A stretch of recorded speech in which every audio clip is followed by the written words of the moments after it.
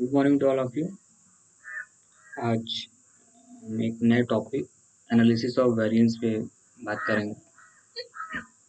Analysis of variance को short form में ANOVA कहा जाता है। एनालिसिस से एन, ऑफ से ओ एंड वेरिएंट से वीए लेकर के ये हमारा एनोवा बना है। इसको शॉर्ट फॉर्म में एनोवा कहा जाता है। इसका यूज़ हम करते हैं मीन्स को कंपेयर करने के लिए।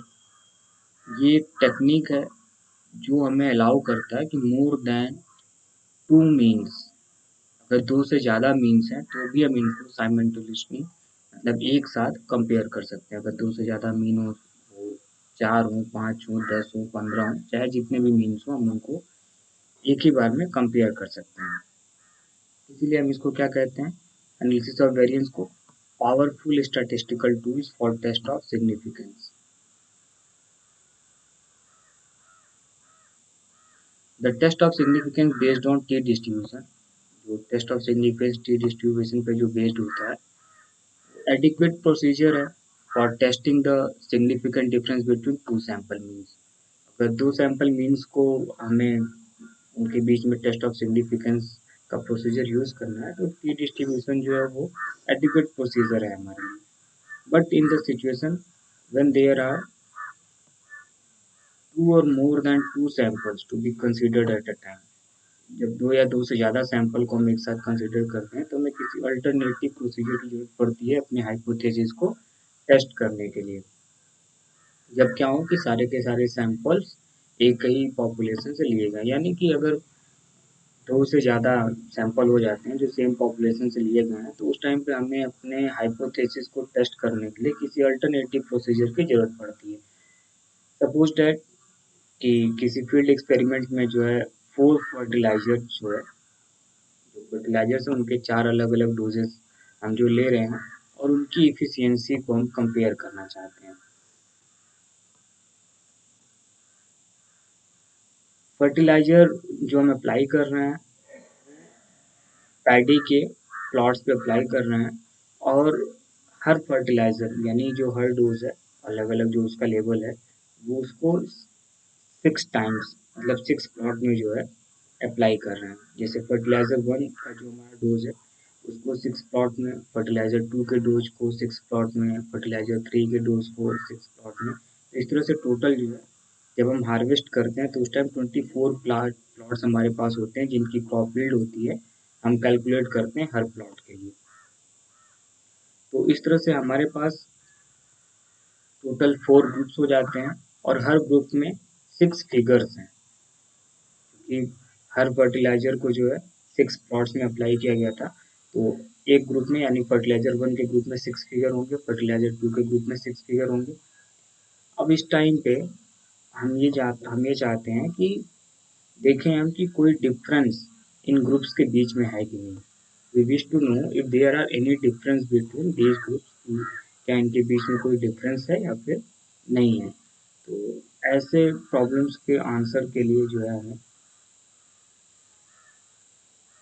ऐसे प्रॉब्लम्स का जो आंसर है वो हमें किस टेक्निक से मिलता है, एनालिसिस ऑफ वेरिएंस से।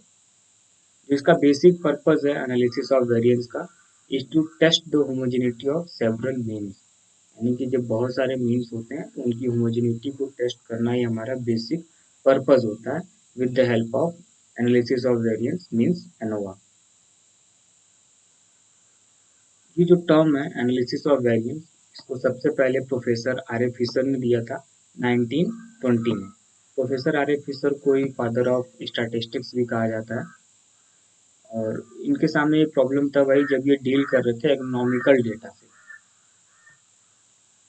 अब बात करें अगर वेरिएशन की तो variation is inherent in nature, ये तो नेचर में जो है प्राकृतिक रूप से है ही है, स्वाभाविक है कि नेचर में वेरिएशन होता है।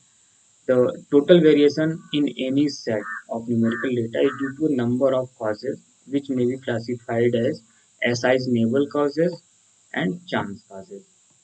किसी भी न्यूमेरिकल डेटा में जो टोटल वेरिएशन होता है वो बहुत सारे कॉजेज की वजह से होता है, उसके बहुत सारे कारण होते हैं और उनको हम अगर क्लासिफाई करें तो असाइनेबल कॉजेज और चांस कॉजेज में हम उसको क्लासिफाई कर सकते हैं। तो देखिए जो the variation due to assignable causes can be detected, उनको डिटेक्ट कर सकते हैं, उनको मेजर कर सकते हैं। Whereas variation due to chance causes, जो चांस कॉजेज के थ्रू जो वेरिएशन होते हैं वो beyond the control of human होते हैं और उनको हम सेपरेटली जो है ट्रेस नहीं कर सकते हैं।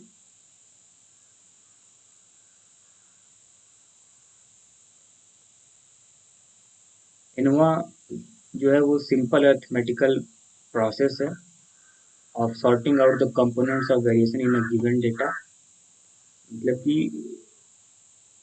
किसी भी डेटा में जो गिवन डेटा है, जो डेटा में दिया गया है, उसमें किन किन कंपोनेंट्स की वजह से वेरिएशन आ रहा है उसको सॉर्ट आउट करता है ये सिंपल अरिथमेटिकल प्रोसेस की हेल्प से।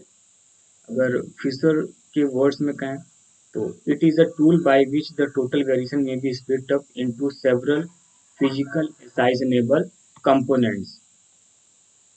अगर हम फिशर की लैंग्वेज में कहें तो ये एक टूल है जो टोटल वेरिएशन को हमारे स्प्लिट करता है बहुत सारे सेवरल फिजिकल असाइनेबल कंपोनेंट्स, यानी कि वो कंपोनेंट्स जिनकी वजह से वेरिएशन आ रहा है उनको स्प्लिट कर देता है, उनको तोड़ देता है। तो अगर बात करें role of analysis of variance की तो सिर्फ इतना ही नहीं जो ऊपर आपके सामने डिस्क्राइब किया गया, ये डुअल रोल भी प्ले करता है। जैसे कि इट्स सॉर्ट्स, तो पता भी लगाता है और एस्टिमेट करता है। It sorts and estimate the various variance components, जो वेरिएंस कंपोनेंट्स हैं उनका पता लगाता है और उनको एस्टिमेट भी करता है कि उनकी वजह से कितना वेरिएशन जो है वो हो रहा है। और ये तो हमें टेस्ट ऑफ सिग्निफिकेंस हमें प्रोवाइड करता ही है, जिसकी हेल्प से हम ये देखते हैं हमारे कौन कौन से ट्रीटमेंट्स के बीच में सिग्निफिकेंट डिफरेंस है, किनके बीच में सिग्निफिकेंट डिफरेंस नहीं है। बहुत सारे सेवरल मीन्स को हम कंपेयर कर सकते हैं। ये दो तरह के होते हैं, वन वे क्लासिफिकेशन होता है और टू वे क्लासिफिकेशन होता है। इसके कुछ एजम्पशंस भी हैं। अगर एजम्पशंस की बात करें तो एनोवा टेस्ट करिए या एनोवा टेक्निक। ये जो एनोवा टेक्निक है ये टेस्ट स्टैटिस्टिक्स यानी ऐप, जो टेस्ट स्टैटिस्टिक्स ऐप है उस पर बेस्ड होता है, जिसे हम वेरिएंस रेशियो भी कहते हैं। तो इसकी वैलिडिटी के लिए, ऐप टेस्ट की वैलिडिटी के लिए एनोवा में जो ऐप टेस्ट होता है उसकी वैलिडिटी के लिए कुछ फॉलोइंग एजम्पशंस यहाँ दिए गए हैं। एजम्पशंस पहला क्या है कि ऑब्जर्वेशंस आर इंडिपेंडेंट, जो ऑब्जर्वेशंस हैं वो इंडिपेंडेंट होने चाहिए। पेरेंट पॉपुलेशन जहाँ से ऑब्जर्वेशन लिया गया है वो नॉर्मल होना चाहिए। जो वेरियस ट्रीटमेंट्स हैं और मतलब ट्रीटमेंट इफेक्ट्स जो हैं और जो इन्वायरमेंटल इफेक्ट्स हैं वो एडिटिव इन नेचर होने चाहिए। जैसे सपोज करिए कि पहले जो हमारा ट्रीटमेंट था ऊपर फर्टिलाइजर, मान लीजिए वन डोज है उसका 30 kg पर हेक्टेयर होगा या कुछ, तो हर प्लॉट में वो 6 प्लॉट्स में दिया जा रहा था।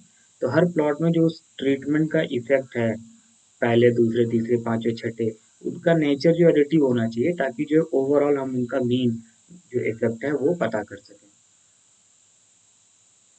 और जो एक्सपेरिमेंटल एरर है, जो चांस कॉजेस थे बियॉन्ड द ह्यूमन कंट्रोल, तो जो एक्सपेरिमेंटल एरर है वो नॉर्मली डिस्ट्रीब्यूटेड होना चाहिए। अब नॉर्मली डिस्ट्रीब्यूटेड है तो मीन वहाँ 0 होना चाहिए और वेरिएंस उसका सिग्मा स्क्वायर। अब बात करते हैं steps in working out of ANOVA technique. ANOVA technique में कौन कौन से स्टेप्स हैं एनोवा टेक्निक को पूरा जो कंप्लीट करता है। तो let us suppose that we have t number of treatments, हमारे पास नंबर ऑफ ट्रीटमेंट्स टी हैं, आर नंबर ऑफ एप्लीकेशन है और एन नंबर ऑफ प्लॉट है किसी एक्सपेरिमेंट में। तो बात कर लेते हैं पहले अपने नल हाइपोथेसिस की। हमारी नल हाइपोथेसिस क्या होगी? There is no significant difference between the treatment mean effect, treatment effect, तो जो ट्रीटमेंट्स के इफेक्ट्स हैं उनके मीन्स जो हमें मिलेंगे, यानी कि जो पहले हमारा फर्टिलाइजर था उसमें जो 6 प्लॉट्स में जो उसका फर्टिलाइजर का जो एक इफेक्ट था, मीन इफेक्ट था, ऐसे ही दूसरे फर्टिलाइजर का जो मीन इफेक्ट है, तीसरे फर्टिलाइजर का मीन इफेक्ट है, उनके बीच में कोई सिग्निफिकेंट डिफरेंस नहीं है। यानी कि अगर पहले ट्रीटमेंट के इफेक्ट को म्यू 1 से शो करें हम और दूसरे ट्रीटमेंट इफेक्ट को म्यू 2 से, तो इस तरह से जितने भी ट्रीटमेंट हैं म्यू 1, म्यू 2, म्यू 3, म्यू 4 या 10, 15 या म्यू टी, जितना भी मान लीजिए सपोज कि टी नंबर ऑफ ट्रीटमेंट है, उनके बीच में कोई सिग्निफिकेंट डिफरेंस नहीं है, यानी ये सब क्या होंगे, बराबर होंगे, इक्वल होंगे। अब इस नल हाइपोथेसिस को वेरीफाई करने के लिए हम एनोवा प्रोसीजर को अप्लाई करेंगे। तो जो स्टेप्स हैं उन स्टेप्स को हम आपसे यहाँ डिस्कस कर रहे हैं। स्टेप 1 में सबसे पहले हम करेक्शन फैक्टर फाइंड आउट करते हैं। अब ये करेक्शन फैक्टर कैसे निकाला जाता है, ये जब हम सीआरडी डिस्कस करेंगे तो वहाँ आपको पूरा इसको एक्सप्लेन करेंगे कि सीआरडी, आरबीडी, एलएसडी के केस में कैसे करेक्शन फैक्टर फाइंड आउट करते हैं। स्टेप 2 में जो है टोटल सम ऑफ स्क्वायर हम कैलकुलेट करते हैं। फिर नेक्स्ट हम treatment sum of square calculate करते हैं। फिर उसके बाद error mean sum of square calculate करते हैं। जब इतनी चीज़ें हम कैलकुलेट कर लेते हैं तो हमारा ये जो एनोवा टेबल है वो बन जाता है, और इसी की हेल्प से हम calculated F value find out कर लेते हैं। तो देखिए सोर्सेज ऑफ वेरिएशन जो बात कहा जा रहा है कि एनोवा जो है वो कंपोनेंट्स ऑफ वेरिएशन जो है उनको स्प्लिट अप कर देता है। तो यहाँ पर देखिए जो सोर्सेज ऑफ वेरिएशन है वो ट्रीटमेंट की वजह से आ रहा है और एरर की वजह से आ रहा है। एक तो ट्रीटमेंट, चूंकि फर्टिलाइजर के डोज अलग अलग हैं तो उनकी वजह से वेरिएशन होगा ही भाई। अगर 30 kg पर हेक्टेयर हम कुछ प्लॉट्स में दे रहे हैं, कुछ प्लॉट्स में 60 kg पर हेक्टेयर दे रहे हैं, कुछ प्लॉट्स में 90 kg पर हेक्टेयर दे रहे हैं, तो उनकी वजह से वेरिएशन तो होगा ही। और दूसरी चीज़ एरर, यानी जो बियॉन्ड द ह्यूमन कंट्रोल जो चीज़ें हैं भाई, रेनफॉल हमारे कंट्रोल में नहीं है, विंड वेलोसिटी हमारे कंट्रोल में नहीं है, टेम्परेचर हमारे कंट्रोल में नहीं है, तो उनकी वजह से वेरिएशन होगा। फिर उनकी डिग्री ऑफ फ्रीडम कैसे फाइंड आउट करते हैं, अगर टी ट्रीटमेंट होता है तो T-1, अगर सपोज करिए एन ट्रीटमेंट है तो N-T। ये वन वे क्लासिफिकेशन के हिसाब से बना हुआ है ये टेबल, वन वे क्लासिफिकेशन। या फिर इसको हम ऐसे ही फाइंड आउट कर सकते हैं कि T विदिन ब्रैकेट R-1, और टोटल का जो टोटल देखिए वेरिएशन भी हमें दिखता है पूरा यहाँ पर। तो टोटल का जो डिग्री ऑफ फ्रीडम होता है वो N-1 होता है। सम ऑफ स्क्वायर हम ऊपर कैलकुलेट कर रहे थे, ट्रीटमेंट सम ऑफ स्क्वायर ऊपर निकाला है, एरर सम ऑफ स्क्वायर भी ऊपर निकाला था, टोटल सम ऑफ स्क्वायर भी ऊपर के स्टेप में हम फाइंड आउट कर ले रहे हैं, तो ये सारे हमें मिल जा रहे हैं। फिर आगे हम कैलकुलेट करते हैं मीन सम ऑफ स्क्वायर, जिसको हम वेरिएंस भी कहते हैं। तो ट्रीटमेंट का मीन सम ऑफ स्क्वायर निकालने के लिए जो ट्रीटमेंट का सम ऑफ स्क्वायर है उसको ट्रीटमेंट के डिग्री ऑफ फ्रीडम से डिवाइड कर देते हैं। यहाँ पर जो ट्रीटमेंट का सम ऑफ स्क्वायर की जो वैल्यू होगी उसको ट्रीटमेंट के डिग्री ऑफ फ्रीडम से डिवाइड कर देंगे, तो ट्रीटमेंट का मीन सम ऑफ स्क्वायर हमें मिल जाएगा। ऐसा ही error mean sum of square हम निकालने के लिए क्या करेंगे, एरर का जो सम ऑफ स्क्वायर यहाँ पर आएगा उस एरर के सम ऑफ स्क्वायर को हम उसके डिग्री ऑफ फ्रीडम से डिवाइड कर देंगे, जो N-T है। फिर एफ कैलकुलेटेड जो हमें निकालना है, यानी कि एफ वैल्यू जो ट्रीटमेंट के लिए फाइंड आउट करनी है वो कैसे फाइंड आउट करेंगे, जो ट्रीटमेंट का मीन सम ऑफ स्क्वायर आया है यहाँ पर, जो ट्रीटमेंट का मीन सम ऑफ स्क्वायर आया है इसको डिवाइड कर देंगे एरर के मीन सम ऑफ स्क्वायर से, तो हमें ट्रीटमेंट का एफ वैल्यू मिल जाएगा। अब टेबल वैल्यू से हम इसको कंपेयर करते हैं तो 10% लेवल ऑफ सिग्निफिकेंस ले सकते हैं, 5% लेवल ऑफ सिग्निफिकेंस ले सकते हैं, 1% लेवल ऑफ सिग्निफिकेंस ले सकते हैं। तो इसलिए जब इसको कंपेयर करते हैं तो देखिए यहाँ पे जो डिग्री ऑफ फ्रीडम लेते हैं वो तो पहली जो लेंगे वैल्यू वो ट्रीटमेंट की लेंगे, दूसरी वैल्यू जो लेंगे वो एरर की लेंगे। अब टेबल में दो तरह से वैल्यू दे रखी रहती है, एक इधर से और एक इधर से। तो इधर ऐसा चलते हैं तो पहले ट्रीटमेंट T-1 का जो डिग्री ऑफ फ्रीडम उसको ले लेंगे, और डाउनवर्ड में जो हमारा एरर का डिग्री ऑफ फ्रीडम होता है उसको ले लेंगे किसी अल्फा लेवल ऑफ सिग्निफिकेंस पे, alpha percent level of significance. तो अल्फा आपका 10, 5, 1, 0.1 समथिंग कुछ भी हो सकता है।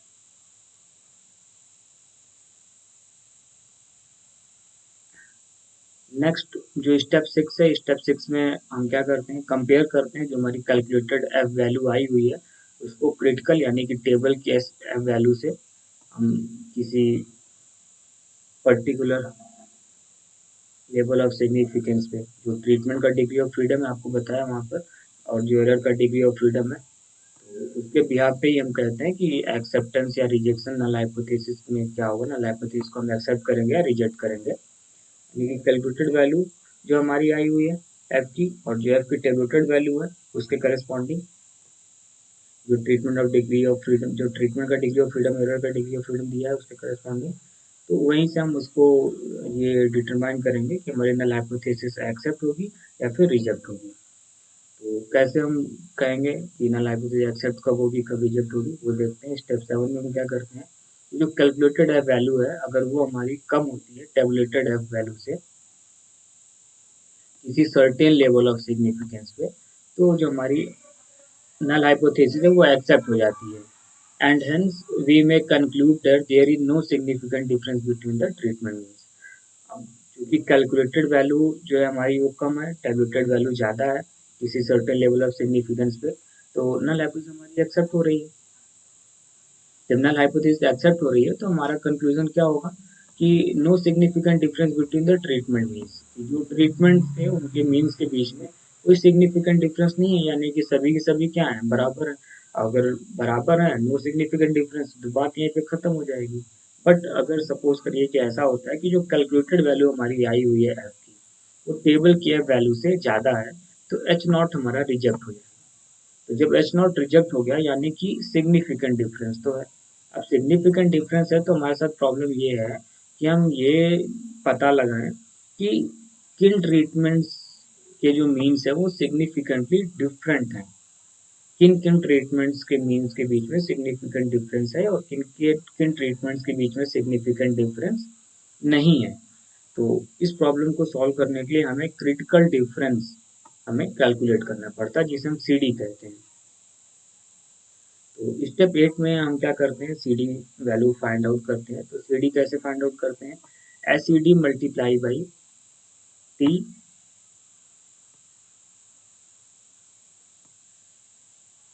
टी की टेबल वैल्यू लेंगे वो एरर डिग्री ऑफ फ्रीडम पे लेंगे एट 5% लेवल ऑफ सिग्निफिकेंस। इस पे भी देखना अल्फा लेवल ऑफ सिग्निफिकेंस का, alpha percent level of significance वो हमारा 5, 10, 1 कुछ भी हो, यहाँ से हमें चेक करना। ये सॉरी, यहाँ पे जब हम सी डी कैलकुलेट करते हैं तो 5% लेवल ऑफ सिग्निफिकेंस फिक्स रखते हैं यहाँ पर। तो ये एस सी डी जो है ये हमारा standard error of difference between treatment means है। तो ये जो standard error difference between the treatment means है इसको मल्टीप्लाई करते हैं टी की टेबल वैल्यू से एरर डिग्री ऑफ फ्रीडम पे 5% लेवल ऑफ सिग्निफिकेंस पे जो वैल्यू हमारी टेबल में दी होती है उससे। तो ये एसईडी कैसे फाइंड आउट करते हैं, standard error of difference between treatment means. तो इसको फाइंड आउट करने के लिए अगर इक्वल नंबर ऑफ रेप्लिकेशन का केस है, यानी कि जहाँ पर आर जिसे हम नंबर ऑफ रेप्लिकेशन कह रहे हैं कि वो इक्वल है, यानी कि जैसे F1 जो वहाँ पर फर्टिलाइजर हमारा है तो उसको हम 6 प्लॉट्स में रख रहे हैं, तो F2 फर्टिलाइजर को भी 6 प्लॉट में रखें, F3 फर्टिलाइजर्स को भी 6 प्लॉट में अप्लाई कर रहे हैं, तो ये इक्वल एप्लीकेशन का केस है।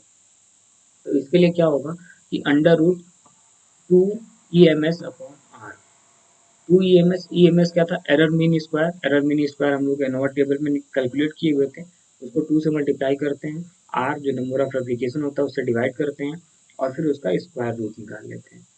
अगर अनइक्वल रेप्लिकेशन का केस है, तो अनइक्वल रेप्लिकेशन का केस है, सपोज करिए कि हम दो ट्रीटमेंट की बात कर रहे हैं, मतलब F1 और F2। तो F1 में जो नंबर ऑफ रेप्लिकेशन है उसको यहाँ पर आर आई से कह रहे हैं, F2 जो नंबर ऑफ रेप्लिकेशन है उसको आर जे कह रहे हैं। तो मान लीजिए आई जो है वो 1 2 3 4 5 6 के तक कुछ भी हो सकता है, ये भी कुछ भी हो सकता है, हमारा 4 हो सकता है, 5 हो सकता है, कुछ भी। तो कहने का मतलब जब अनइक्वल रेप्लिकेशन होगा तो स्टैंडर्ड एरर जो हम फाइंड आउट करेंगे वो क्या हो जाएगा, E M S multiply by with in bracket 1 by R I plus 1 by R J, अगर इसके बाद भी और होगा तो फिर और बढ़ते चला जाएगा, इसका भी स्क्वायर रूट निकाल लेंगे। तो इस तरह से हम एसईडी की वैल्यू कैलकुलेट कर लेंगे, यानी स्टैंडर्ड डेविएशन ये ऊपर जो है ये जो है ये इक्वल नंबर ऑफ रेप्लिकेशन के लिए, यहाँ पर SED standard error of difference between treatment means unequal number of replication के लिए। तो जब एसईडी हमें मिल जाती है तो उसको टेबल वैल्यू टी से मल्टीप्लाई कर देते हैं, तो हमें सीडी की वैल्यू मिल जाती है। और फिर जब सीडी की वैल्यू मिल गई तो हम क्या करेंगे, जो ट्रीटमेंट के मीन्स आएंगे हमारे, पहले ट्रीटमेंट दूसरे ट्रीटमेंट या जितने भी ट्रीटमेंट्स हैं उनके जब मीन्स आएंगे तो उसको हम अरेंज कर लेंगे डिसेंडिंग ऑर्डर ऑफ मैग्नीट्यूड, यानी कि बड़े से छोटे के क्रम में, जिसकी यील्ड सबसे ज़्यादा होगी, जिसकी मीन वैल्यू सबसे ज़्यादा होगी पहले उसको रखेंगे, फिर उससे कम वाले को, फिर उससे कम वाले को, फिर उससे कम वाले को, ऐसे अरेंज करते चले जाएंगे। फिर कह रहा है if the difference between two treatment means is less than C D वैल्यू, यानी कि जो ट्रीटमेंट मीन्स है, मान लीजिए सपोज करिए कि पहले का जो ट्रीटमेंट मीन्स है वो 10 है, दूसरे वाले का जो ट्रीटमेंट मीन्स है वो 8 है और सी डी की वैल्यू हमारी 3 है। तो यहाँ पर क्या होगा कि difference between two treatment mean जो है वो लेस है सी डी की वैल्यू से, सी डी 3 है और जो डिफरेंस आ रहा है 10 और 8 के बीच में 2 आ रहा है, तो क्या हो जाएगा, it will declare as non significant, हम इसको नॉन सिग्निफिकेंट कहेंगे, अदरवाइज सिग्निफिकेंट। यानी सपोज करिए कि अदरवाइज केस क्या होता है भाई, वही पहले यहाँ पर अब मान लीजिए सेकंड ट्रीटमेंट 8 है, ठीक है, मीन, और जो दूसरा ट्रीटमेंट है, ठीक है, जो दूसरा ट्रीटमेंट का जो मीन हम यहाँ पर आप बताया आपको कि 8 है, थर्ड ट्रीटमेंट का मीन सपोज करिए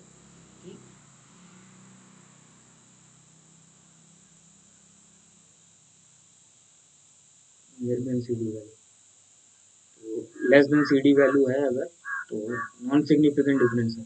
तो मान लीजिए दूसरा ट्रीटमेंट हमारा 8 है, तो हम तीसरे ट्रीटमेंट को कहते हैं कि वो 14 है, सॉरी 14 ना कह करके हम उसको 4 कहते हैं, क्योंकि डिसेंडिंग ऑर्डर में हम उसको यूज कर रहे हैं। तो थर्ड ट्रीटमेंट का जो मीन है वो 4 क्विंटल पर हेक्टेयर, या फिर उसका सपोज करें मीन वैल्यू 4 है।